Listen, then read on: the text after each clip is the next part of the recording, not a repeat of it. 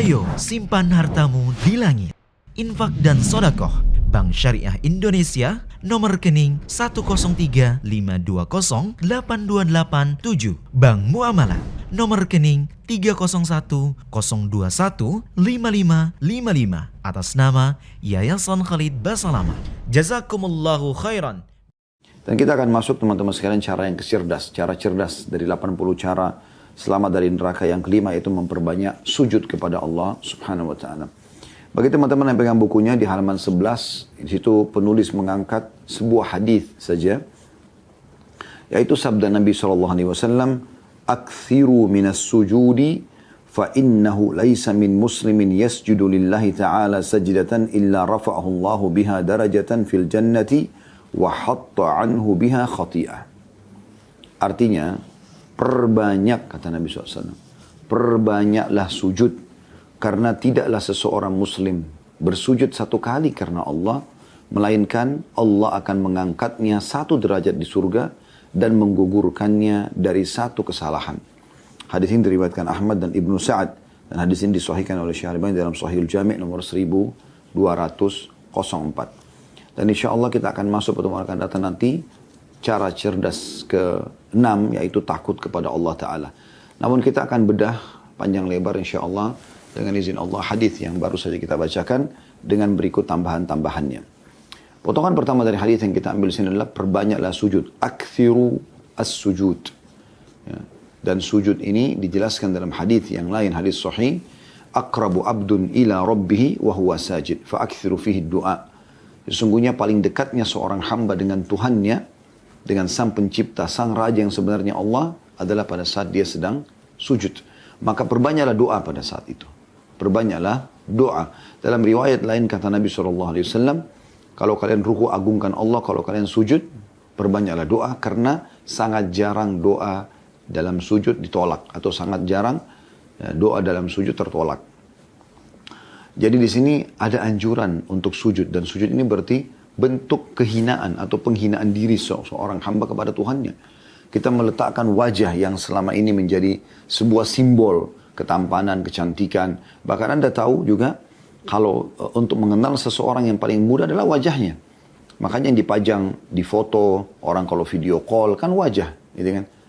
Jadi wajah, begitu ada wajah, maka selesai. Orang akan tahu orang ini tampan kah, cantik kah, orang ini sedang komunikasi sama kita atau tidak. Nah ini wajah.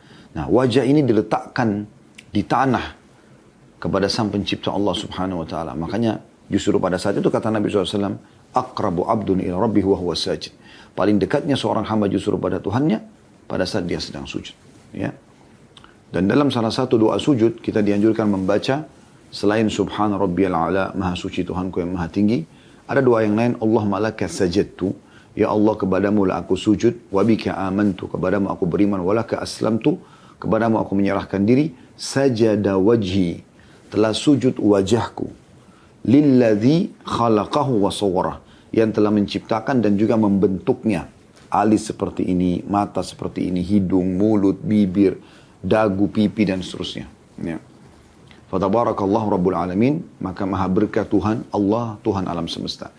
Jadi di sini pengakuan bahwasanya wajah itu diciptakan oleh Allah SWT. Itu kita ucapkan pada saat kita sedang sujud. Ya. Dinukil bahwasanya Nabi SAW paling banyak melakukan sujud. Ya.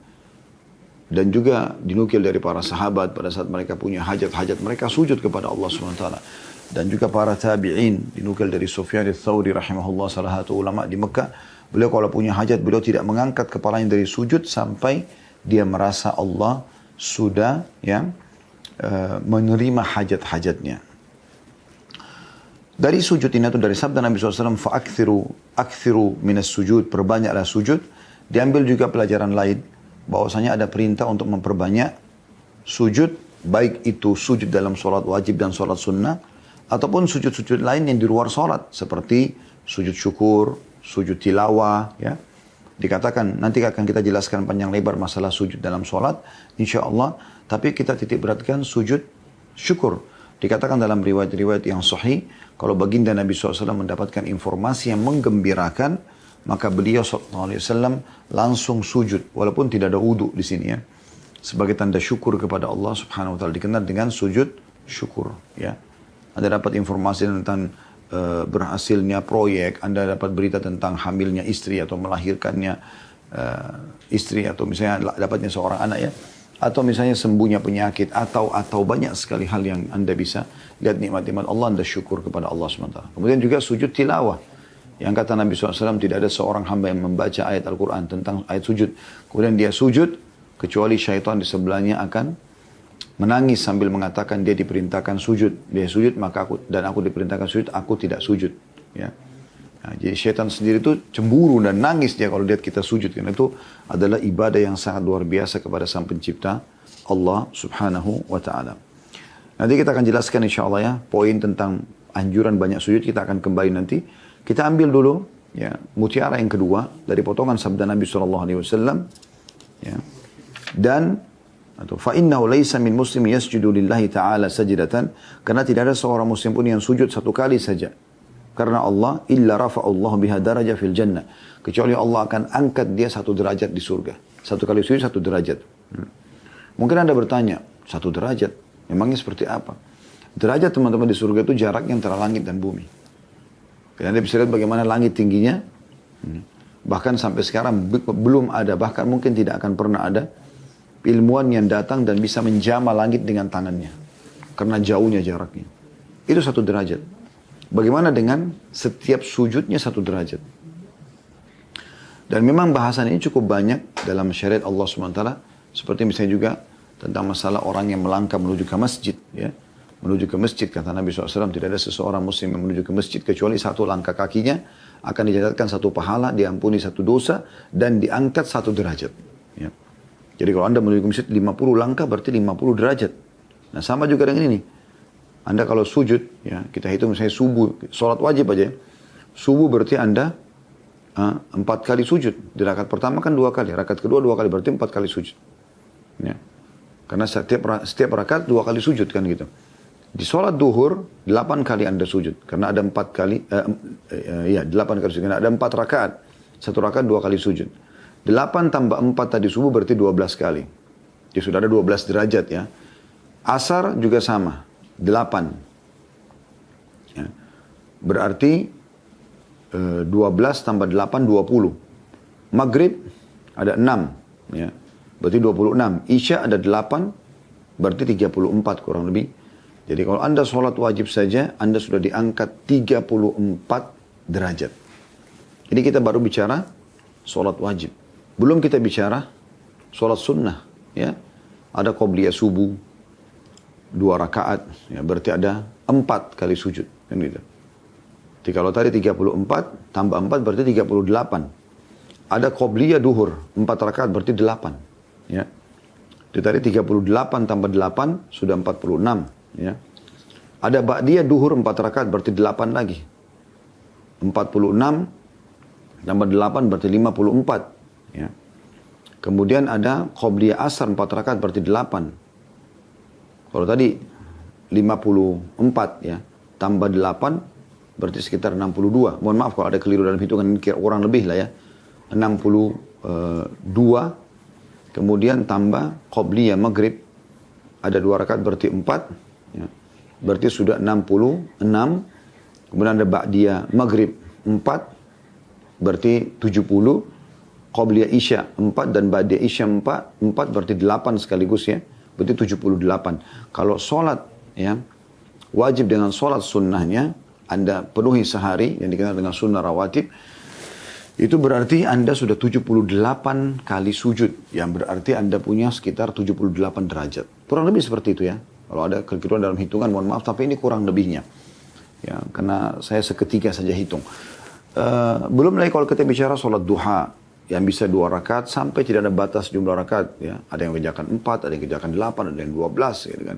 Belum lagi sholat malam 8 rakaat dan ada witirnya. Belum sholat sunnah wudu, belum sholat taubat. Sekian banyak sujud yang bisa kita kerjakan, ya. Dan itu bisa mengangkat derajat di surga. Demikian juga kata Nabi SAW, wa hatta anhu biha khati'ah. Dan 1 kali sujud itu akan menghapuskan 1 dosa.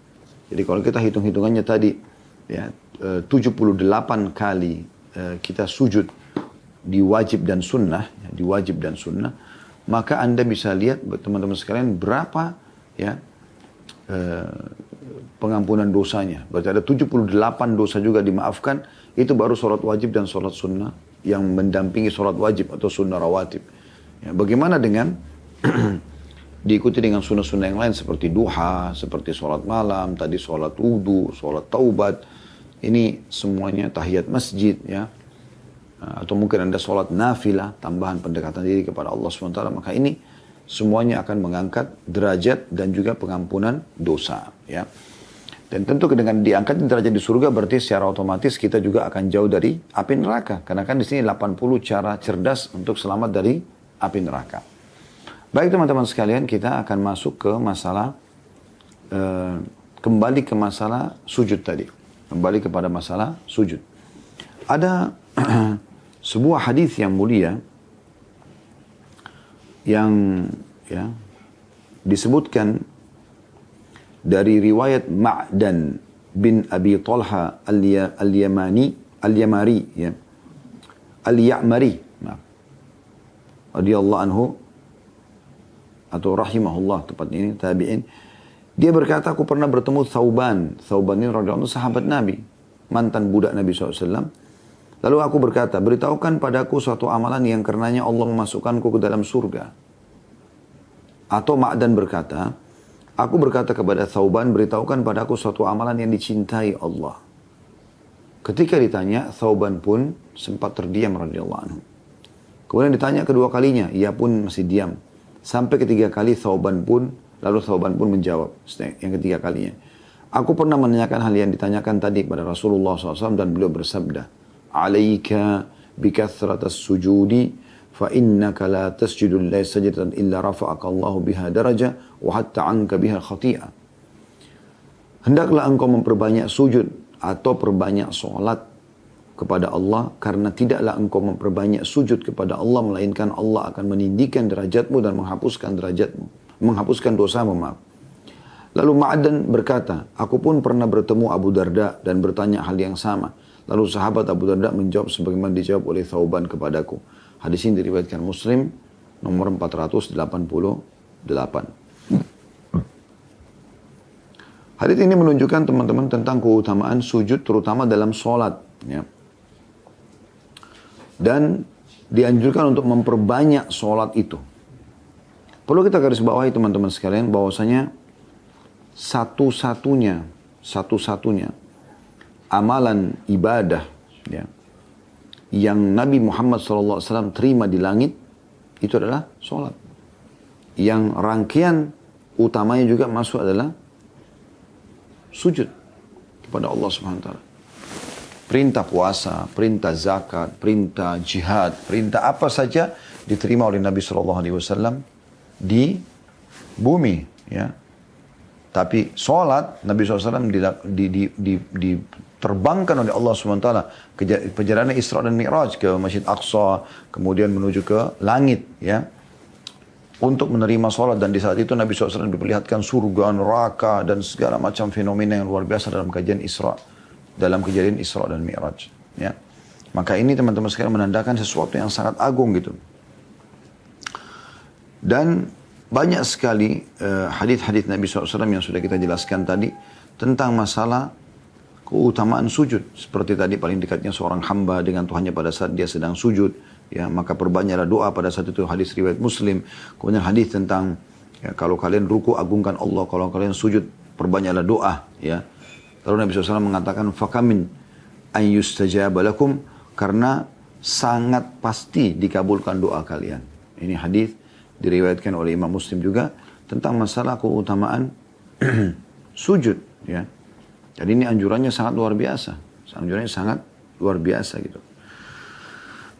Kemudian juga ya, faedah yang bisa diambil daripada hadis paling dekatnya seorang hamba pada saat sedang sujud, Imam Nawawi berkata, rahimahullah, dalam hadis ini terdapat dalil yang mendukung pendapat yang mengatakan bahwa sujud lebih utama daripada berdiri ketika sholat dan juga rukun-rukun sholat yang lainnya.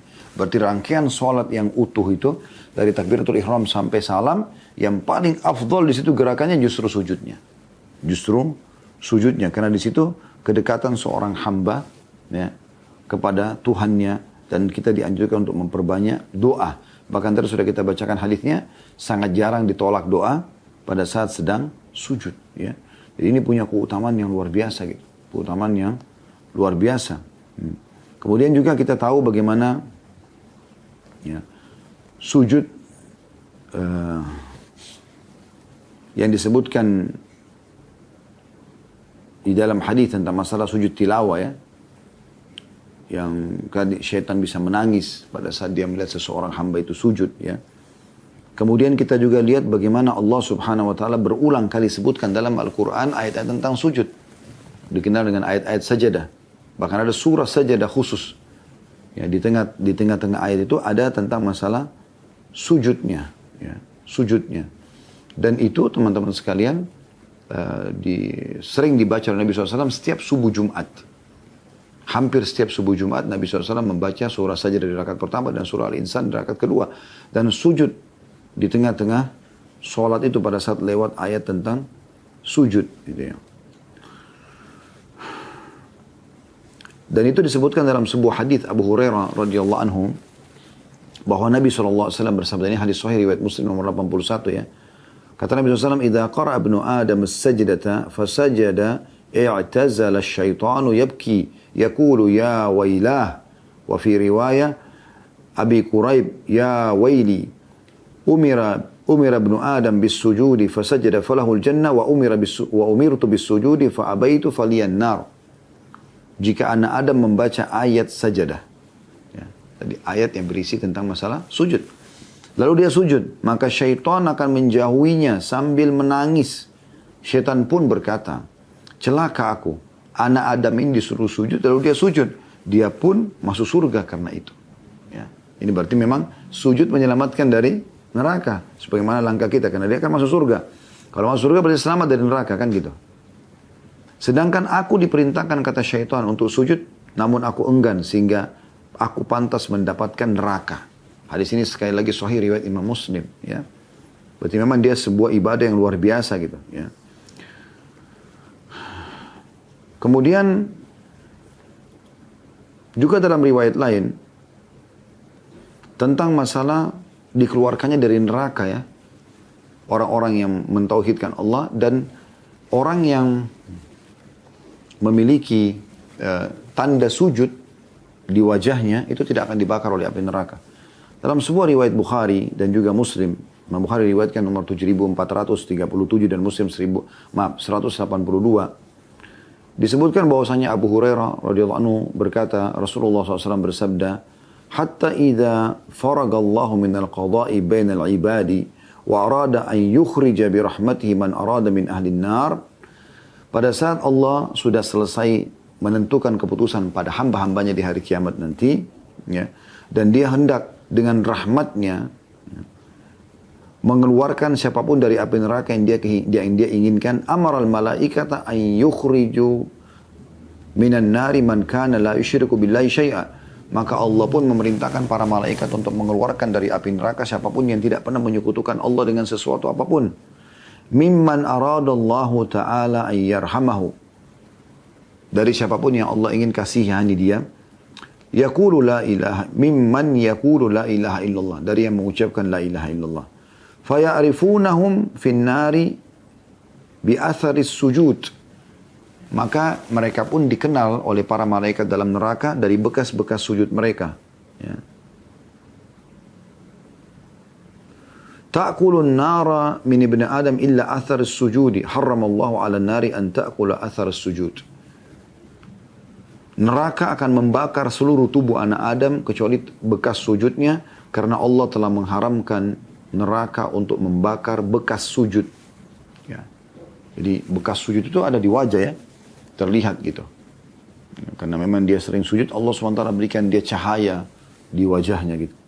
Dalam Sahih Muslim, An-Nawawi menyebutkan sebuah bab keutamaan sujud dan dorongan untuk melakukannya. Dari Thauban bekas budak Rasulullah SAW ditanya ya, oleh Ma'dan bin Abi Talha al-Yamari. Tadi sudah kita sebutkan riwayatnya ini ya. Pada saat dia menyampaikan bahwasanya Nabi SAW mengatakan alaika bikathrati sujud, perbanyaklah sujud ya. Fa innaka la tusjudu lillahi sajdatan illa rafa'aka Allah biha darajah. Karena kalau kau sujud satu kali, Allah akan angkat kau satu derajat. Wa hatta anka biha khati'ah, dan Allah akan hapuskan darimu dosa-dosa. Ya. Juga ada seorang sahabat yaitu Rabi'ah bin Ka'ab al-Aslami radhiyallahu anhu. Ini orang yang mulia sekali. Dia pernah melayani Nabi SAW. Kemudian dia bilang, ya, waktu dia sudah melayani, dia siapkan air wudhunya Nabi SAW di malam hari untuk sholat segala macam. Terus Nabi bilang, mintalah sesuatu. Ada yang kau mau, mintalah. Maka dia mengatakan, ya Rasulullah, saya ingin bersama anda di surga. Kata Nabi SAW, ada keinginan lain nggak? Dia bilang, tidak ada ya Rasulullah. Itu udah keinginan saya. Saya mau di surga nanti bersama dengan anda. Udah itu saja. Apa kata Nabi SAW? Fa'inni ala nafsika bikathratis sujud.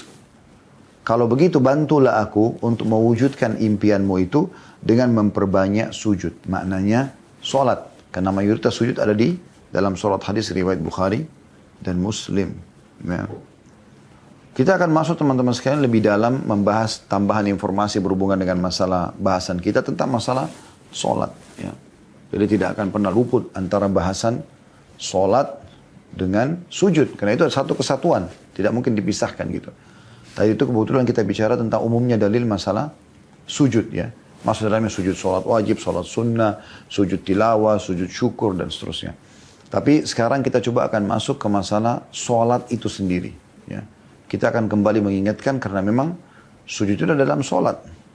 Sujud itu ada dalam sholat. Dan bagaimana Nabi SAW mengingatkan kalau ada orang yang sholat memberi wudu dengan sempurna lalu kemudian dia memberikan hak ruku, hak sujudnya. Betul-betul tidak tergesa-gesa gitu ya. Maka akan diampuni dosa-dosanya. Demikian pula ada orang yang sebaliknya dikenal dengan musi'us sholat dalam hadis Bukhari. Orang yang buruk sholatnya, dia datang kepada Nabi SAW untuk dengarin ceramah Nabi, penyampaian Nabi. Terus dia sholat dulu, Nabi lihat, ternyata dia buru-buru sekali. Buru-buru sekali sholatnya, tidak ada tumak ninanya, termasuk sujudnya. Maka setelah dia salam, dia datang kepada Nabi SAW. Nabi SAW mengatakan, kembalilah, ulangi sholatmu, karena kau belum sholat. Dia ulangi lagi, sama lagi. Dia kerjakan sholat juga sama, begitu bentuknya. Maka Nabi SAW mengatakan, ulangi sholatmu. Sampai berulang kali. Ini dia mengatakan, ya Rasulullah, saya tidak tahu selain ini. Kata Nabi SAW, kalau kau ingin sholat, lakukanlah ini dan itu. Diajarkan agar dia tenang, penuh dengan tumak nina. Kemudian dia mulai memberikan haknya masing-masing. Kalau dia menghadap kiblat dengan tenang, takbiratul ihram dengan tenang, kemudian meletakkan di awal dadanya, kemudian dia baca iftitah, al-fatihah, surah, kemudian dia dengan tenang, ruku, sampai sini-sini kembali pada tempatnya, kemudian dia baca Subhana Rabbil Azim, ya, kemudian dia bangun, Sami'allahu hamidah, kembalikan sini-sini pada tempatnya, baru kemudian dia baca Rabbana walakal hamdu. Terus begitu sampai salam. Dia memberikan hak daripada sholat itu, sampai kata Nabi SAW, kalau dia sujud, kalau engkau sujud, maka biarkan sini-sini pada tempatnya, ya. Kemudian ucapkanlah puji Allah Subhanahu Rabbil A'la, kemudian baru duduk di antara dua sujud, lalu berikan dulu ketenangan, ya, sini-sini kembali pada tempatnya, lalu kemudian baru baca Rabbi ghafirli warhamni dan seterusnya, baru sujud lagi, begitu seterusnya. Dan kita tahu teman-teman sekalian, dalam satu rakaat, seluruh gerakan dilakukan sekali saja, gitu kan. Rukuk sekali, i'tidal sekali. Tapi sujud dilakukan 2 kali. Berarti ada sebuah pesan penting dalam masalah sujud ini. Oleh karena itu seseorang harus hati-hati. Dan sujud ini hanya boleh dikerjakan untuk Allah Subhanahu Wa Taala, tidak boleh sujud kepada makhluk. Gak boleh sujud di bawah kaki orang, gak boleh. Walaupun orang tua juga gak boleh. Sampai kata Nabi SAW ya, kepada para sahabat, "Lau kuntu amiran ahadan an yasjuda li ahadin la amartul mar'ata tasjuda li zawjiha." Kalau seandainya boleh orang sujud kepada selain Allah, ada orang yang boleh disujuti dari manusia, maka akan suruh istri untuk sujud pada suaminya. Tapi karena tidak boleh, jadi nggak boleh sama sekali. Jadi tidak boleh, walaupun orang tua kita, tidak boleh kita sujud di bawah kaki dia. Kita boleh cium tangan, kita boleh hormati, cium keningnya, melayani. Tapi sujud itu nggak boleh sama sekali. Ya. Karena dilarang oleh Nabi alaihi salatu wassalam. Ya. Baik, teman-teman sekalian, kita akan masuk melanjutkan bahasan kita dan tambahan informasi yang perlu kita tambahkan, yaitu tentang masalah sholat 5 waktu. Walaupun kita sudah sempat menyinggung di cara yang kedua ya, dalam menyelamatkan diri dari api neraka. Namun ini lebih khusus lagi, kita akan memilih beberapa buah hadis karena ada singgungan masalah sujud ya. yang mudah-mudahan ini menambahkan informasi buat kita. Hadis dengan sanad sahih li ghairihi atau menjadi sahih karena dikuatkan dalam riwayat yang disebutkan oleh Syekh Albani rahimahullah dalam kitab Sahih At-Targhib Tarhib, tepatnya dalam kitab salatnya, yang berbunyi dari Abu Sa'id Al-Khudri radhiyallahu anhu bahwa dia mendengar Nabi Muhammad SAW bersabda, "As-salawatul khamsu kaffaratun lima bainahuma." Sesungguhnya salat 5 waktu itu pembersihan dosa di antaranya. Di antaranya itu di antara subuh ke duhur, duhur ke asar, asar ke maghrib, maghrib ke isya, isya ke subuh lagi. Ya, dan juga gerakan-gerakan dikerjakan dalam salat itu berpengaruh. Di antaranya juga masalah sujud di sini. Thumma qala Rasulullah SAW, kemudian Nabi SAW bersabda, "Ara'aita law anna rajulan kana ya'tamil wa kana baina manzilihi wa baina mu'tamilihi 5 anhar. فإذا أتى معتمله عمل فيه ما شاء الله فأصابه الوسخ أو العرق فكلما مر بنهر اغتسل ما كان ذلك يبكي من درنه فكذلك الصلاة كلما عمل خطيئة فدعا واستغفر غفر له ما كان قبلها." Kata Nabi SAW setelah mengatakan salat 5 waktu pelebur dosa di antaranya, lalu beliau mengatakan, bagaimana menurut kalian jika ada orang yang bekerja dan antara rumah dan tempat kerjanya ada 5 sungai. Ada 5 sungai. Apabila dia mendatangi tempat kerjanya, dia bekerja keras sesuai dengan kehendak Allah, lalu badannya terkena kotoran ataupun keringat. Lalu setiap kali dia melewati sungai maka dia mandi. Apakah hal itu masih menyisakan kotoran di tubuhnya? Jadi kalau dia pergi ke tempat kerjanya, lalu dia kerja di sana, dia keringatan, kayak umumnya orang bekerja keras gitu kan, dia keringatan, badannya kotor gitu kan, bajunya kotor. Pada saat dia mau pulang ke rumahnya, antara tempat kerja dengan rumahnya ada 5 sungai. Dia mandi di sungai 1, kemudian dia mandi lagi di sungai 2, terus begitu sampai sungai yang kelima. Kata Nabi SAW, apakah masih tersisa kotoran di tubuhnya pada saat tiba di rumahnya? Tentu jawabannya tidak ada lagi, 5 kali mandi gitu kan. Lalu kata Nabi SAW, begitulah solat. Setiap kali dia melakukan kesalahan, lalu dia berdoa dan memohon ampunan, maka kesalahan yang telah dilakukannya diampuni. Maka kesalahan yang dilakukannya diampuni. Di dalam hadis yang lain, ya, dengan sanad sahih dari Jabir radhiyallahu anhu, dia berkata, Rasulullah SAW bersabda, "Mathalus salawatil khamsi kamathali nahrin jarin ghamrin." Perumpamaan solat 5 waktu adalah seperti sungai yang mengalir deras di depan pintu salah seorang dari kalian. Ya, ala babi ahadikum. Yaghtasilu minhu kulla yawmin 5 marrat. Dia mandi sehari 5 kali. Orang kalau mandi jelas, basahin kepala, bersihin kepalanya, badannya, semua itu orang kalau mandi seperti itu. Di dalam hadis yang luar biasa, ya, hadis lainnya dengan sanad hasan sahih. Hadis tadi yang sebelum diriwayatkan oleh Imam Muslim, ya. Sebelumnya lagi Al-Bazzar dan At-Tabarani. Itu semua hadis-hadis yang sahih. Kalau hadis yang sekarang yang saya mau bacakan diriwayatkan Tabarani dalam Mu'jamul Saghir dan Mu'jamul Awsat dengan sanad hasan. Dari Abdullah bin Mas'ud radhiyallahu anhu, beliau mengatakan bahwasanya Rasulullah SAW bersabda, "Tahtarikun, tahtarikun." Jadi kalian terbakar, ya. Maksudnya terjerumus dalam banyak kesalahan dosa sehingga membuat kalian bisa masuk dalam api neraka, dibakar. Fa'idha sallaitumus subha gasalatha. Kalau kalian sholat subuh, maka kalian telah mencucinya, membersihkan itu bahaya dosa dan kebakaran yang bisa menimpa tubuh kalian. Thumma tahtarikun. Lalu kalian terbakar lagi karena banyaknya dosa yang terjadi antara subuh ke duhur. Fa'idha sallaitumuz zuhra gasalatha. Kalau kalian sholat duhur, dibersihkan lagi dosa-dosa itu. Thumma tahtarikun. Lalu kemudian terbakar lagi kalian. Setiap saat bisa masuk api neraka gitu. Fa'idha sallaitumul asra gasalatha. Kalau kalian sholat asar, dibersihkan dosa-dosa itu. Thumma tahtarikun. Lalu kalian terbakar lagi. Fa'idha sallaitumul maghriba gasalatha. Kalau kalian sholat maghrib, dibersihkan lagi itu. Thumma tahtarikun. Lalu kalian terbakar lagi. Fa'idha sallaitumul isya'a gasalatha. Kalau kalian sholat isya' maka tercuci semua itu. Thumma tanamuna fala yuktabu alaikum hatta tastaykidu. kemudian kalian tidur, ya, dalam kondisi itu maka tidak dituliskan dosa atas kalian sampai kalian bangun. Ya, ini berarti menandakan sholat itu luar biasa. Di antara gerakan utama adalah yang sudah kita sebutkan tadi, yang paling afdal kata Imam Nawawi dari semua gerakan sholat adalah sujudnya. Kemudian juga dalam hadis yang lain, ya, hadis Hasan di ghairihi diriwayatkan Tabarani dalam Mu'jam al-Awsat dan juga Mu'jam al-Saghir, ya. Dan kata Al-Hafidh, rawi-rawinya semuanya dijadikan hujjah. Hadis ini hasan. Dari Anas bin Malik radhiyallahu anhu, beliau berkata bahwasanya Rasulullah SAW bersabda, "Inna lillahi malakan yunadi 'inda kulli salah. Ya bani Adam, kumu ila niranikum allati awqattumuha fa'atfi'uha." Sesungguhnya Allah mempunyai malaikat yang berseru setiap solat. 5 waktu, solat wajib. Wahai anak cucu Adam, bangkitlah kalian ke api yang telah kalian nyalakan, lalu padamkanlah ia. Maksudnya dengan solat itu. Ya.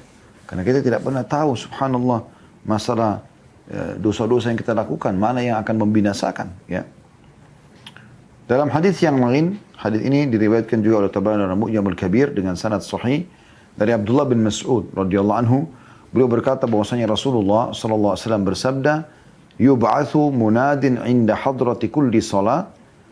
Akan diutus seseorang atau sosok malaikat pada setiap waktu salat tiba. Fayaqul, lalu dia berkata, "Ya bani Adam, qumu fa'atfi'u 'ankum ma awqattum 'ala anfusikum." Wahai anak Adam, berdirilah dan matikanlah dari kalian apa yang telah kalian nyalakan atas diri kalian. Maksudnya api, ya. Kalian bisa terbakar dengan dosa-dosa. Fayakumun, maka mereka pun berdiri. Fatasqutu khatayahum min a'yunihim, maka jatuhlah dosa-dosa mereka dari mata mereka. Wa yusallun fayughfaru lahum ma bainahuma, lalu mereka salat, lalu salat-salat yang ada di antara keduanya pun diampuni untuknya. Thumma tuqiduna fi ma baina dzalik, kemudian kalian menyalakan lagi di antara itu api-api, ya. Fa idza kana 'inda as-salati al-ula nada ya bani Adam qumu fa'atfi'u ma awqattum 'ala anfusikum fayaqumun fayatatahharun. Lalu ketika salat pertama telah tiba, dia memanggil, wahai anak Adam, berdirilah lalu matikanlah apa yang telah kalian nyalakan atas diri kalian, maka berdiri, maka mereka pun berdiri lalu bersuci, ya, dengan panggilan azan, ya, hayya 'alas shalah, gitu, ya. Wa yusalluna dalam kurung adh-dhuhra fayughfaru lahum ma bainahuma, lalu mereka pun berdiri bersuci lalu menunaikan salat duhur, ya. Maka dosa-dosa yang ada di antara keduanya, antara subuh dengan duhur, diampuni untuknya. Fa idza hadaratil asra famithlu dzalik, dan kalau tiba waktu asar sama seperti itu. Fa idza hadaratil maghrib famithlu dzalik, kalau tiba waktu maghrib maka seperti itu.